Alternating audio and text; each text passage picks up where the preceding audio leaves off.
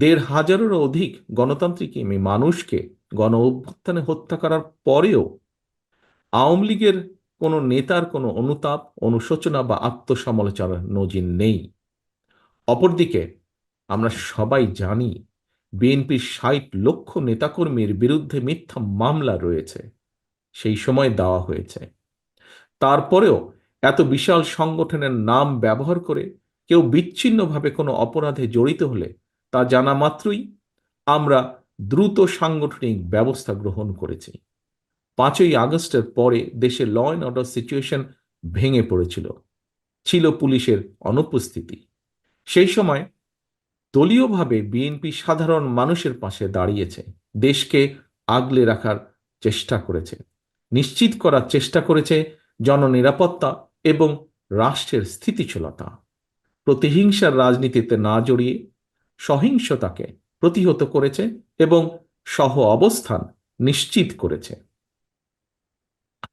প্রিয় উপস্থিতিবৃন্দ, ফ্যাসিবাদের দোসরদের ঠেকাতে পুজোর সময় বিএনপির নেতাকর্মীরা মন্দির ও উপাসনালয় পাহারা দিয়ে হিন্দু, খ্রিস্টান, বৌদ্ধ সহ সকল মানুষের সুরক্ষায় পাশে দাঁড়িয়েছে। ধর্ম, বর্ণ কিংবা ভৌগোলিক আদর্শ অবস্থানে নির্বিশেষে প্রত্যেক নাগরিক যেন তার ধর্মীয়, রাজনৈতিক, সাংস্কৃতিক ও সামাজিক অধিকার, বাংলাদেশী জাতীয়তাবাদের আদর্শই বিএনপির রাজনীতি। আমরা বিশ্বাস করি ধর্ম, দল ও মত যার যার, তবে অবশ্যই রাষ্ট্র সবার। সম্মানিত অতিথিবৃন্দ, আজ আমরা 31 দফার আলোকে যে আলোচনা এখানে করেছি তা নতুনভাবে সংজ্ঞায়িত করবে বাংলাদেশের আর্থ সামাজিক উন্নয়নকে, আকাঙ্ক্ষার আলো দেখাবে পরিবর্তনকামী গণমানুষকে।